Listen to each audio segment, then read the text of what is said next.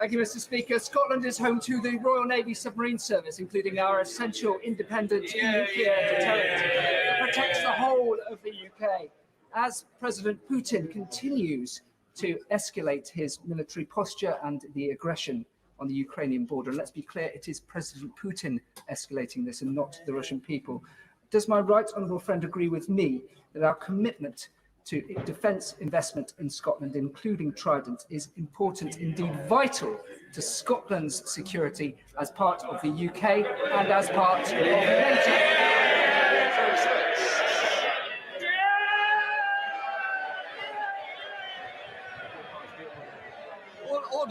Order. I need to finish these questions. Please, it's in good order that you want to hear your own Secretary of State. Mr. Speaker, you won't be surprised to hear that I completely agree with my honourable friend. The UK's independent nuclear deterrent, which is Trident based at the HMS Naval Base Clyde, exists to deter the most extreme threats to the United Kingdom, but also to our NATO allies. Our nuclear deterrent is the ultimate assurance against current and future threats and remains essential for as long as the global security situation demands. Alan Smith, final question. Thank you, Mr. Speaker. Number 10, please. This government has consistently said the best way to support people's living standards is through good work, better skills and higher wages. Our plan for jobs is working. The economy is growing and unemployment is low. The national living wage and universal credit taper and allowance changes are putting more money in people's pockets. Alan Smith. Thank you, Mr. Speaker. The UK energy market is demonstrably broken. Surely that's of concern to all of us on all sides of the House. Now, I'm particularly concerned about rural energy prices and disparities between urban and rural areas. Competition law and energy law are reserved to this place. Would the Minister support my call for an investigation into uncompetitive energy practices? And if he won't, would he care to come to the city of Stirling and explain to the people of Stirling and Scotland how the UK energy market is working for them? Minister. Well, first of all, can I welcome the honourable gentleman's home city and its City of Culture bid. And I'm always happy to come and visit Stirling. In fact, I believe I'm coming up in the next couple of weeks to visit. I'm very happy to meet him to discuss the measures he refers to. But I would point out that energy prices are rising globally. That is a consequence of the coronavirus restrictions easing and demand coming back, together with other geopolitical factors. So I would put the points he raises in that global context. Before we come to Prime Minister's questions, I wish to make a statement about the House practices regarding accusing members of lying or deliberately misleading the House. I recognise there are frustrations around the House's practices. Firstly, let me say that there are means by which accusations of lying may be brought before the House, including by means of a substantive motion. The Scottish National Party did so on their opposition day in November. However, members may not accuse each other of lying or deliberately misleading the House unless such a substantive motion is under consideration. Erskine May is clear that it is to preserve the character of parliamentary debate, which I take to mean to stop it descending into fruitless cycles of accusation and counter-accusation. May I also say that expressions when used in respect of the members, which are regarded with particular seriousness, generally leading to prompt intervention from the Chair and often a requirement on the member to withdraw the words, include charges uttering deliberate falsehoods. It is important to stress context. Similar words said in different proceedings might attract a different response from the Chair, depending on the subject being debated, tone and other considerations, but in general, the Chair will not tolerate accusations of lying or deliberately misleading the House. That is the long-standing practice of the House, as set out in Erskine May and followed by successive speakers and deputy speakers. Of course, long-standing practices may change. For example, if the House decided it wanted a different approach, perhaps informed by the Procedure Committee inquiry, but it's not for me to change the practice unilaterally. Therefore, I ask members to respect this approach. I know feelings run high on important issues we discuss, but there are plenty of ways of making strong feelings felt within the rules and without placing the chair in the invidious position of having to order members to withdraw on seeking their suspension. Before we come to Prime Minister's questions, I'd like to point out that the British Sign Language interpretation of proceedings is available to watch on Parliament Live TV. I now call Esther McVey. Question number 1, Mr. Speaker. Prime Minister. Mr. Speaker, this Sunday, Her Majesty the Queen will become the first British monarch to celebrate a Platinum Jubilee.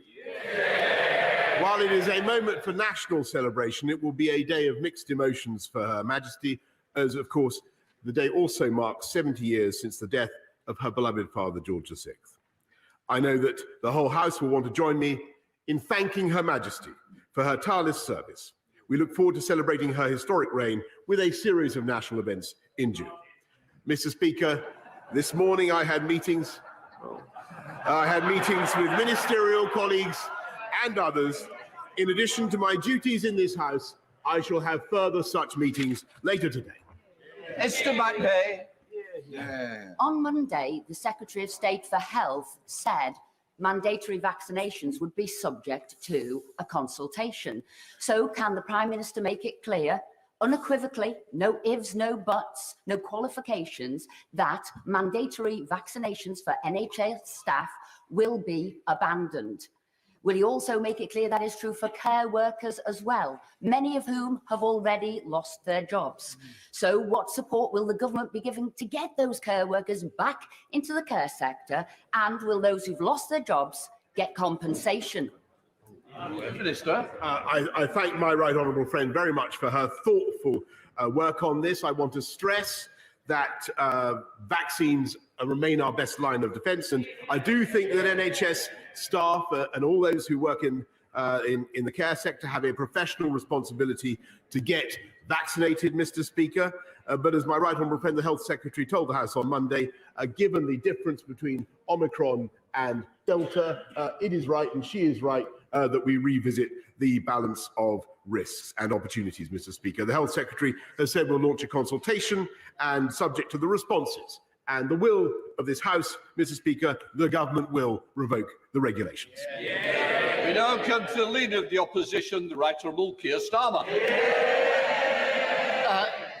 Thank you, Mr. Speaker. And following your opening remarks, I just want to say to the members opposite, theirs is the party of Winston Churchill. Our parties stood together as we defeated fascism in Europe. Now their leader stands in the House of Commons parroting the conspiracy theories of violent fascists to try and score cheap political points. He knows exactly what he is doing. It's time to restore some dignity. Mr. Speaker, one of the most absurd claims made on behalf of Operation Save Big Dog is the Prime Minister and the Chancellor writing in the Sunday Times that they are the tax-cutting Conservatives. Why do these alleged tax cutters keep raising taxes on working people? Prime Minister. Mr. Speaker, on his first point, I don't want to make heavy weather of this, but I'm informed that in 2013, the right honourable gentleman apologised and took full responsibility for what had happened on his watch, and I think, Mr. Speaker, that was the right thing to do. And Mr. Speaker, on what we're doing to tackle a cost of living and taxation, Mr. Speaker, our COVID recovery plan is absolutely vital in helping people with the cost of living, lifting up universal credit payments, Mr. Speaker, by cutting the tax that people effectively pay, lifting the living wage, Mr. Speaker, helping councils with another £500 million for those who are facing particular hardship, Mr. Speaker. But what we're also doing, and this is absolutely vital, is increasing the number of high-wage, high-skill jobs in this country. 420,000 more on the payroll than there were before the pandemic began, because we've had the fastest exit from COVID of any European economy, Mr. Speaker, because we had the fastest vaccine and booster rollout. Keir Starmer. Mr. Speaker, it's not just the national insurance rise. Thresholds for income tax, frozen. A stealth tax on working people. The threshold for tuition fees, frozen. A stealth tax on working people. Local authorities forced to increase council tax, a stealth tax on working people. You can be as stealthy as you like, but you can't hide reality. We have the highest tax burden for 70 years during the middle of an inflation crisis. So I ask the Prime Minister again, why do he and the Chancellor keep raising taxes on working people? Prime Minister. Mr. Speaker, what we are doing is helping people with the cost of living, cutting taxes for those on universal credit, Mr. Speaker, as I have said, helping people with the cost of their fuel, Mr. Speaker, with the cold weather payments, the warm homes payments, Mr. Speaker, doing all the things that this country would expect, lifting the living wage, which this party, Mr. Speaker, introduced. This government has increased by the record amount, Mr. Speaker. And above all, the most important thing that we are doing is helping people into work. 500,000 people off welfare into work under our Way to Work scheme. More people in work now than before the pandemic began, and that is the record of this government. Labour, never forget, Mr. Speaker, there's never been a Labour government that left office with unemployment lower than when they entered. Check that out, Mr. Speaker. Keir Starmer. Lots of words, lots of bluster, no answers. Word of warning. Word of warning, Prime Minister. That's not going to work with the police.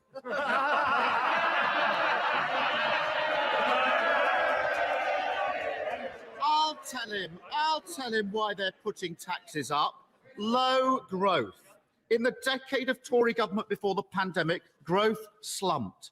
It was much, much weaker than under the last Labour government. If the Tories matched our record on growth, we would have £30 billion more to spend on public services without having to raise a single tax. Mr. Speaker, surely even this Prime Minister doesn't need someone else to tell him that he and the Chancellor are having to raise taxes because the Tories failed to grow the economy over a decade. Prime Minister. No, Mr. Speaker, I think everybody in this country can see that we've been through the biggest pandemic for 100 years, that we've looked after the people of this country to the tune of £400 billion, that we put into furlough and all the other schemes, 11.7 million people protected. Everybody knows the cost of that, Mr. Speaker. And at the same time, in spite of all the difficulties that we have faced, we have now got the fastest growth in the G7. Absolutely true. We've got youth unemployment. We've got youth unemployment at a record low, Mr. Speaker. We've got 3 times as much tech investment coming into this country as there is in France, twice as much as there is in Germany. Yes, that's absolutely true, Mr. Speaker. And never forget, if you want to know about Labour economics, never forget the last time they were in office, Mr. Speaker, when they were finally booted out, they left a note saying there's no money left. That's the way they run the country, Mr. Speaker. Keir Starmer. Mr. Speaker, the UK... Some people won't be getting more because they won't be here to hear it. So, Keir Starmer. Mr. Speaker, the UK has suffered the worst economic crisis in the G7. The Prime Minister has more chance of persuading the public that he didn't hold any parties than he has of persuading them that the economy is booming. High taxes are not just the result of low growth. Under this government, we've seen a pandemic of waste and fraud. From the Prime Minister's yacht to government contracts for mates of ministers, they've treated taxpayers as an ATM machine for their mates and their lifestyles. Now we find Mr. Speaker, they've written off £8.7 billion on PPA, and the Chancellor's writing off £4.3 billion in fraud. That's enough to cover the tax hike he's inflicting on working people. So why did this government block the National Crime Agency from investigating all the billions they lost to fraud? Prime Minister. Mr. Speaker, of course we despise fraud and those who steal from the taxpayer, and that's why we've already recovered £743 million in lost furlough money, Mr. Speaker, £2.2 billion that was stolen in bounce-back loans, and we will go on. But I have to tell you, Mr. Speaker, that I am proud of what this government and this country did in securing record quantities of PPE and record time, Mr. Speaker, in furloughing and looking after the entirety of British business and society in the way that we did, Mr. Speaker. And once again, Captain Hindsight comes to this House and attacks the government for doing exactly what he urged us to do 18 months ago. Mr. Speaker, it so happens that I found a letter. I've been rustling in my notes, Mr. Speaker, and I found a letter which I will place for your convenience in the House, in the library of the House, Mr. Speaker, from the Shadow Chancellor to my right honourable friend, the Secretary of State for Luke, suggesting that we could secure PPE supplies. This is on April the 22nd, 2020. Secure PPE supplies from from a theatrical costumier, and that we could get ventilators from a professional football agent, Mr. Speaker. No wonder under Labour, fraud was running at £21 billion per year, Mr. Speaker. I'm proud of what this government did to secure PPE. I'm proud of the way we protected this country. Keir Starmer. Who wants the first to leave? Please put your hand up because I'm going to pick one of you. Keir Starmer. Mr. Speaker, the Prime Minister might want to sharpen how he answers questions under interview. He's going to need it in the next few weeks. Waste and low growth explain why we have high taxes, but they don't explain why it's always working people that are asked to pay more. Yesterday, he ordered his troops not to support a windfall tax on oil and gas companies. As a result, the country is missing out on over £1 billion we could have used to cut taxes on energy bills for working people. Today, he's ordering his troops to vote for tax cuts for banks. As a result, the country is missing out on another £1 billion we could have spent cutting taxes for working people. Why are the Chancellor and the Prime Minister protecting oil companies and bank profits while putting taxes up on working people? Prime Minister. Mr. Speaker, let's just get to the heart of what this is all about. This is all about dealing with the consequences of the biggest pandemic this country has seen, with an unprecedented economic crisis in which the state had to come forward and look after the people of this country to the tune of £408 billion. Everybody can see the fiscal impacts of that. Shall I tell you what this government and this country is voting for and what we're doing? We're investing now in 45,000 more NHS workers, more people in our NHS this year than there were last year. 10,000 more nurses, 10,900 more nurses, about 5,000 more doctors, 9 million more scans, 100 community diagnostics hubs to help people to get the scans and treatment they need. And the incredible thing, the lamentable thing is that the party opposite, the party of Nye Bevan, Mr. Speaker, voted against those funds, voted against that investment, and they would have made our COVID recovery impossible.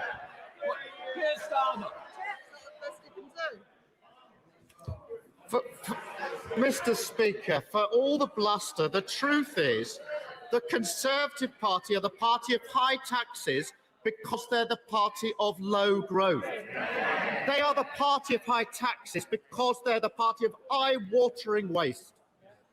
Mr. Speaker, we know this Prime Minister has no respect for decency or honesty. I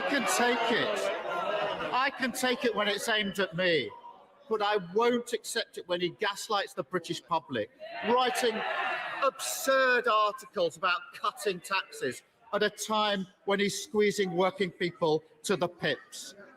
isn't it the case, Mr. Speaker, that he and his Chancellor are the Tory Thelma and Louise, hand in hand, as they drive the country off the cliff and into the abyss of low growth and tax? Mr. Gullis, I think you've been trilled for long enough and you don't want to be trilled anymore. And that is the last comment I have, or otherwise I will ring your mother. Keir Starmer. Isn't it true, Mr. Speaker, that he and the Chancellor are the Tory Thelma and Louise, hand in hand as they drive the country off the cliff and into the abyss of low growth and high tax? Prime Minister. Well, Mr. Speaker, I think the right honourable gentleman is Dick Dastardly and Muttley. Both of them pulling in different directions. We know they have different views, Mr. Speaker. We are getting on with the job, Mr. Speaker. And just in the last few days, and of course, I think it's absolutely extraordinary that they've done nothing to support our COVID recovery plan. They've voted against our plans to support the NHS. But what we're doing just in the last few days, while he's been fixated on the issues that he's absolutely determined to escalate, what we've done, we've opened free ports across the country just in the last few days. We're getting 500,000 people off welfare into work with our Way to Work plan. In just a few short minutes, Mr. Speaker, I hope he will hang around, because he will hear my right honourable friend, the Secretary of State for Levelling Up, deliver the long-awaited Levelling Up white paper, full of good stuff, including 55 education investment areas across our country. A wonderful moral and economic mission to level up and give opportunity across the whole country. A fantastic vision for this country, Mr. Speaker. They have nothing of the kind to offer the people of this country. Mr. Speaker, while we are getting on with coming out of COVID with the fastest economic recovery in the G7, the fastest, he would have kept us in lockdown, Mr. Speaker. We're fixing the NHS and social care when they voted against it, and they have no plan. And we are, well, Mr. Speaker, we are building a coalition. We are building a coalition. Just a minute. Prime Minister, I'm this way, not that way. Maybe Specsavers might be the answer to see where I am. And can I just say, Dame Caroline Dinage is desperate to get the next question to you. Dame Diana Caroline Dinage. Thank you very much, Mr. Speaker. I'd like to, first of all, give my condolences to the Right Honourable Member for Camberwell and Peckham and say how good it is to see her back in her place. Mr. Speaker, Sophie Farrell was just 10 years old when she died in September. Childhood cancer is often described as rare, yet cancer is the biggest killer of children under 14. Sophie's GP failed to diagnose her cancer, and it was only when she went to A&E that they discovered the tumour in her little body that was 12 centimetres long. So, Mr. Speaker, on World Cancer Day on Friday, I would like to ask the Prime Minister to please advocate for more and better training for general practice to identify cancer in children. Prime Minister. I thank my honourable. I'm very sorry to hear Sophie's case, and my thoughts are with her family and her friends. And she's right that research is crucial in tackling childhood cancers. That's why we're investing in more research. But it's also vital that we do tests and diagnostic scans and screens early enough. And that's why it's also important that NICE has not only updated its guidance on referring childhood cancers in February February last year, but we're investing in 100 new diagnostic centres in community hubs. I now come to the leader of the SNP, Ian Blanford. Thank you, Mr. Speaker, and I'm sure that you and the rest of the House will want to join me in celebrating and supporting World Cancer Day. Mr. Speaker, just in relation to your earlier statement, I have a difficulty reconciling the Prime Minister's version of events with other evidence, and as you know, I have a duty to reflect and represent the deep, deep public anger with the Prime Minister. That said, Mr. Speaker, I respect the absolute impartiality that you take in your role, and I want to set on the record that I respect both you and the authority of the Chair. Mr. Speaker, This morning, the Telegraph newspaper revealed that the Prime Minister attended a party in his flat on the 13th of November 2020. The Prime Minister previously told the House that no party took place. The police are now investigating this party, and we face a very real prospect of a sitting Prime Minister being questioned under caution and being fined in office. And if he is questioned, Mr. Speaker, he must go. If he's fined, he must resign. Mr. Speaker, you'll agree that the House should not be treated with contempt. So can the Prime Minister... Now, here we go again. So can the Prime Minister update the House on his whereabouts on the evening of the 13th of November? Surely, Mr. Speaker, he doesn't need to wait for an investigation to tell us exactly where he was. Prime Minister. Well, Mr. Speaker, here we go again, says the right honourable gentleman opposite, and I must say those are entirely my feelings. He asked exactly the same questions as I recall in the chamber a few days ago. He knows, Mr. Speaker, that the process must go on, but I can tell him what's been going on in Downing Street. Mr. Speaker, in November and throughout, we've been delivering the fastest vaccine and booster rollout anywhere in Europe. We've been getting people back into work, Mr. Speaker. We've been getting people back into work, Mr. Speaker, and we've been helping to bring the West together to defy what I think is completely unacceptable threats and intimidation from the Putin regime against Ukraine. And that's what we've been doing. Ian Black. Thank you, Mr. Speaker. I mean, that was a disgraceful response. And I have to say to the Prime Minister, he should read the room and he should see some of the faces on his colleagues' faces.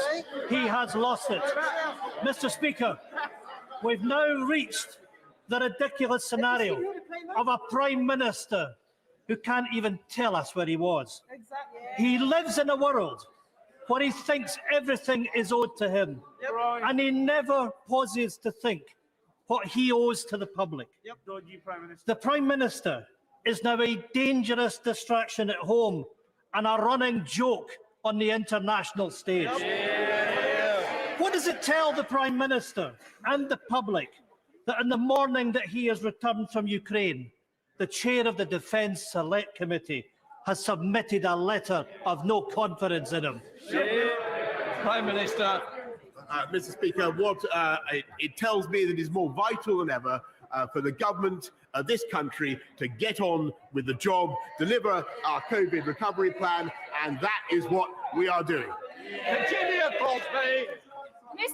Mr. Speaker, I'd like to say thank you to the Prime Minister for visiting my Honest Mourne constituency, where he saw firsthand the enormous beneficial impact a new nuclear plant will know it could have if built on Anglesey. Nuclear power must play a role if we are to meet our carbon and net zero commitments, level up and combat rising energy prices. Does my right honourable friend agree that the rapid deployment of nuclear technology must be a priority for this government? And if so, will my right honourable friend commit to financing a nuclear plant at the Wilver site this Parliament?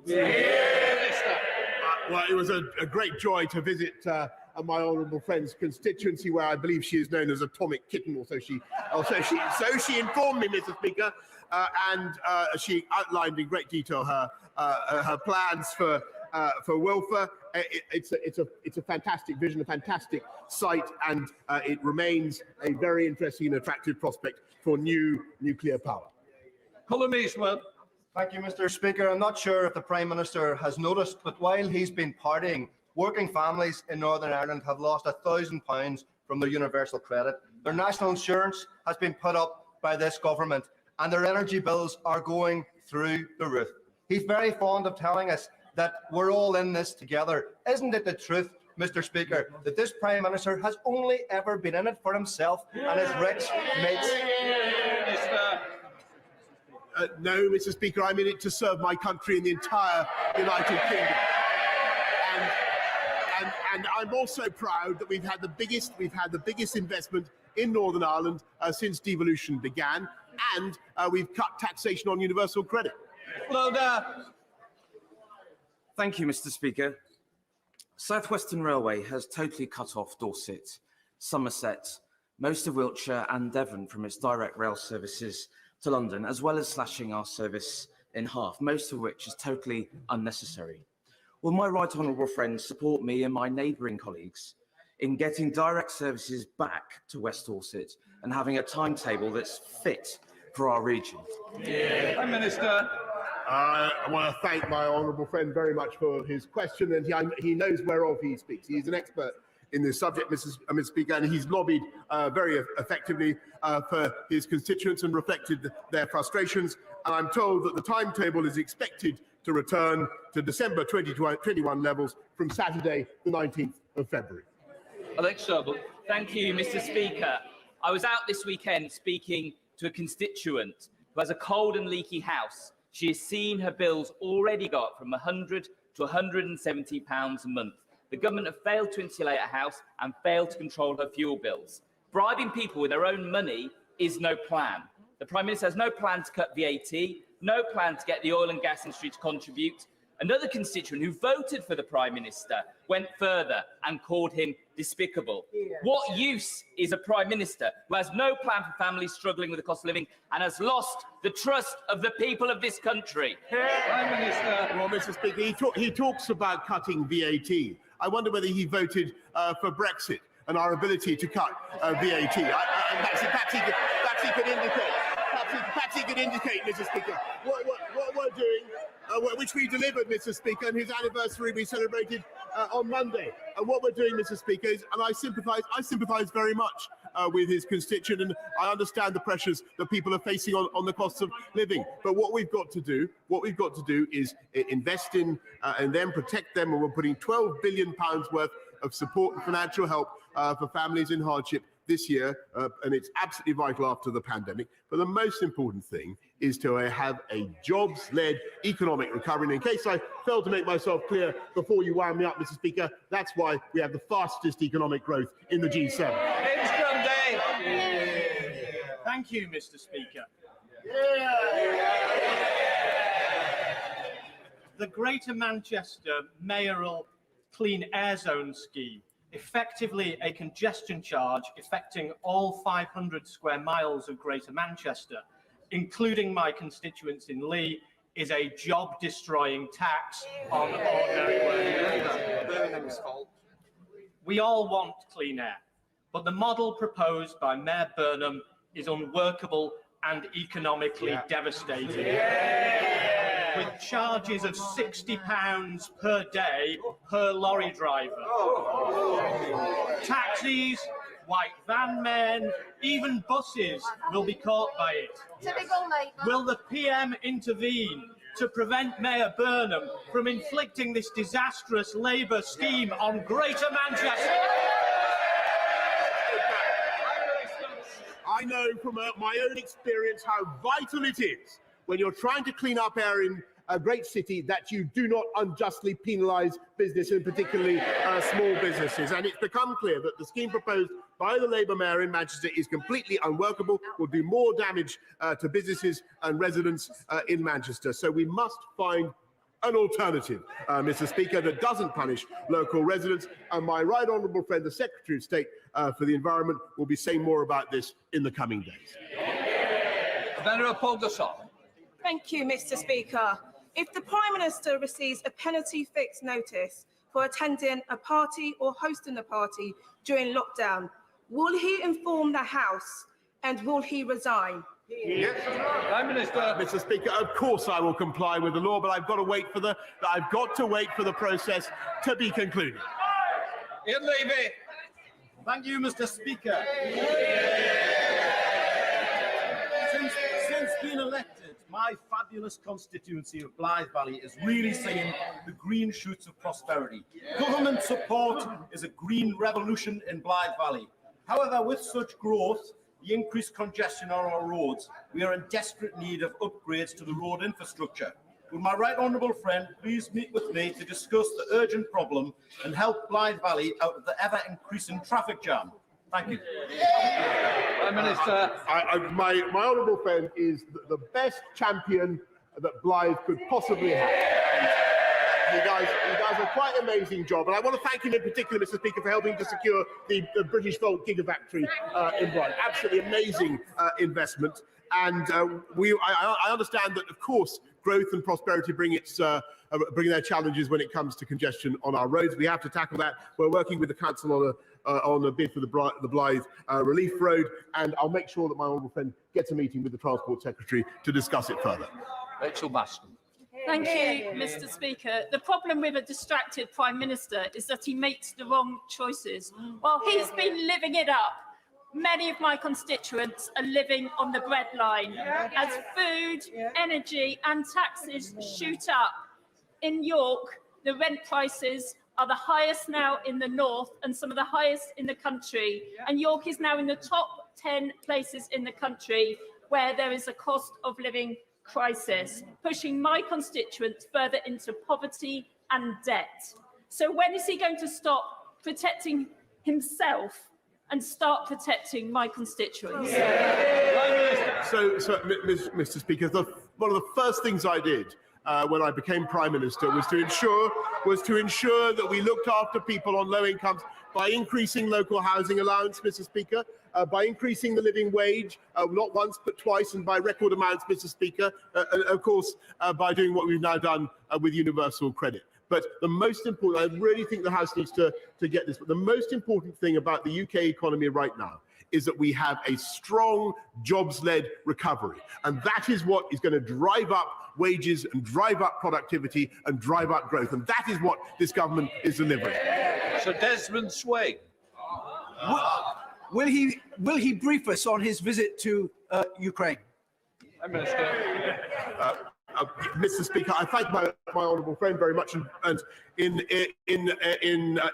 very briefly, Mr. Speaker, I can tell the House that the mission was to, as I hope everybody will support, was to stand shoulder to shoulder with Ukraine, for the House, for our country to show that we stand with the people of Ukraine and we stand for the sovereign and territorial integrity of Ukraine at a very difficult time, because there are on the borders of Ukraine, as everybody knows, about 125,000 Russian troops massing. The situation is very perilous, and the job of the UK is to lead the West in bringing together the most important countries in creating a package of economic sanctions that will deter President Putin from what I believe would be a disastrous miscalculation, and also to strengthen our support for the Ukrainian people and indeed the Ukrainian army. And we're doing that. We're supplying lethal but defensive weaponry as well as training to the Ukrainians. And that is greatly appreciated.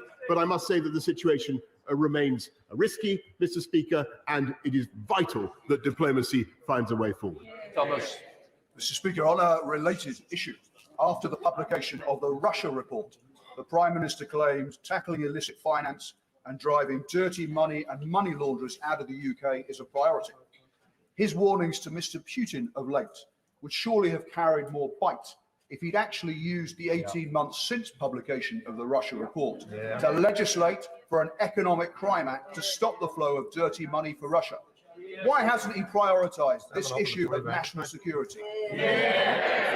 Minister. Mr. Speaker, contrary to some of the myths that are peddled, this government has come down very hard on dirty money from Russia and everywhere else. That's why we brought in the unexplained wealth orders and indeed China, Mr. Speaker, which they might like to consider. That's why we have sanctions on Russia following what they did in Crimea in 2014. We have Magnitsky sanctions on everybody involved in the poisoning of Alexei Navalny. And to his point, Mr. Speaker, we are bringing forward the economic crime bill so that it will take place, it will be voted on in the third session of this Parliament. Thank you, Mr. Speaker. Despite the best efforts of the opposition, 2 years ago this week, this government delivered the democratic decision to leave the European. And despite there being a global pandemic in the 2 years since, over 70 free trade agreements have been signed. However, as we recover, there are many more opportunities that can be realised. So will the Prime Minister commit to appointing a minister responsible for realising those Brexit freedoms and benefits that will boost all of our constituencies?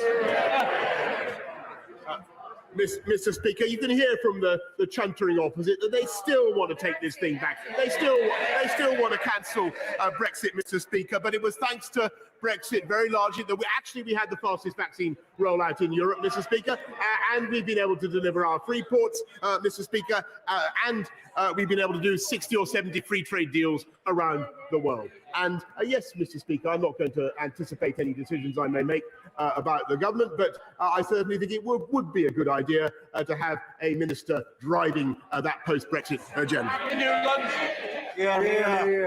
Thank you. Let's just recap, Mr. Speaker. Before we were told we must wait for the Sue Gray report, then we were told we must wait for the police investigation to conclude. There was no party. And then if there was a party, I wasn't there then. Well, if there was a party, then all rules were followed. But no one, Prime Minister, believes you. And if any of the above were true, why did Allegra Stratton have to resign? Prime Minister. Mr. Speaker, I explained that sad matter on the floor of the House, and nobody wanted Allegra to resign. I was very sad that she did. Simon Jupp. Thank you. My constituent, Genty Sharon from Exmouth, has launched a campaign to get a dedicated menopause clinic in Devon. Women in East Devon currently face a 120-mile round trip to get to the nearest specialist menopause clinic. It's not good enough, is it? No. Will my right honourable friend outline what steps the government is taking to improve access to menopause services in Devon and the South West? Prime Minister. I thank my honourable friend for raising this very important campaign, and we are committed to improving menopause care so that all women can have access to the support they need and to manage the symptoms. Menopause will be a priority within our women's health strategy, and we're committed to establishing a UK-wide menopause task force, Mr. Speaker. Dame Angela Riedel. Thank you, Mr. Speaker. If the Prime Minister needs a Metropolitan Police inquiry to tell him whether he attended a party on the 13th of November in his own Downing Street flat, why should we believe that he's a fit and proper person to have his hand on the button of our independent nuclear deterrent? Prime Minister. Well, Mr. Speaker, I hesitate to remind the right honourable lady, but she campaigned actively to install a Prime Minister who wanted to get rid of our nuclear deterrent altogether. Marcus Worth. Thank you, Mr. Speaker. The Prime Minister, the government and our NHS have done an amazing job with the vaccine rollout, making it a resounding success. Would my right honourable friend join me in thanking the wonderful NHS workers, volunteers and pharmacies who have worked so hard to help make this possible in Dewsbury, Mirfield, Kirkburn and Denbydale? Prime Minister. I thank my honourable friend, who does a fantastic job of representing his communities, and I want to thank all of them, Mr. Speaker, everybody involved in the rollout in Dewsbury, in Mirfield, in Kirkburton and in Denbydale, Mr. Speaker, because it was an extraordinary national effort, and anybody who visited a vaccine centre will know that feeling of pride in what was happening, that feeling of energy in a collective effort to make our society and our country literally healthier day by day. And I thank all of them, Mr. Speaker, from the bottom of my heart. That's the end of PMQs. So those who wish to leave, please do so quietly and quickly. Very good.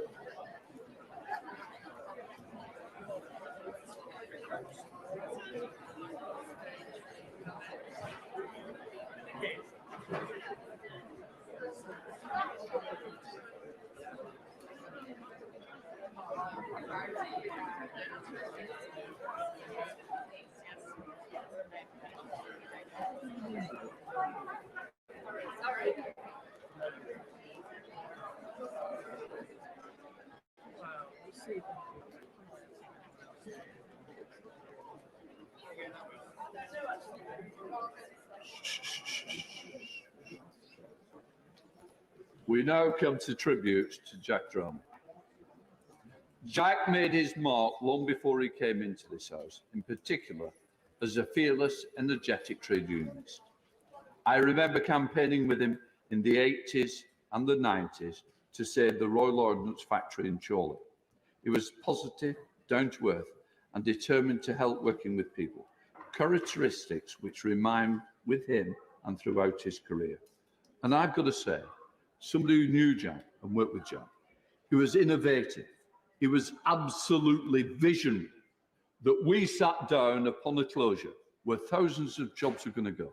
And Jack said, we're in this together, we will stand shoulder to shoulder with the people whose jobs are at risk. And he said, we've got to look beyond what kills people. We can do something different. Let us look for alternatives that saves people's lives. The expertise that was in Royal Ordnance Chorley was second to none. Of course, we've got to fight for the jobs in the first place. It came a choice between Glascoid and Chorley. And Jack said, with the land values, we know where British Aerospace will be. But in the end, we came up with real alternatives. We'd seen the Lockerbie, we'd seen the destruction and the loss of life. And in Chorley, they designed a cargo that stopped the plane coming down. That was the vision of Jack, who said, if we can't save the jobs in making bombs, let us save jobs by finding an alternative to save life. So that's my personal experience of Jack Drummond. I knew him on other occasions, but I've got to say, he was inspirational to me, and he's been inspirational to many others in this House. Since his election to this House in 2010, he proved to be an exemplary member of Parliament. He was assiduous and effective campaigner for his constituents. As a frontbencher, he was trusted to lead for the party, in particular sensitive areas such as housing, policing, pensions, and most recently, immigration. While he was a robust frontbencher, he always demonstrated respect for his opponents and was well liked and admired across the House. Nobody could fall out with Jack Drummond. While we mourn a colleague, it is Jack's family who will, of course, feel the loss more deeply. I know the whole House will join me in expressing our condolences to the mother of the House, the Right Honourable Member for Camberwell and Peckham. Harriet, I know that all members of this House will join me in saying to you and your family that we're so sorry for your loss. It is a sad loss for this House. I will now take the points of order to allow tributes from esteemed colleagues. I now call the Prime Minister. Thank you, Mr. Speaker.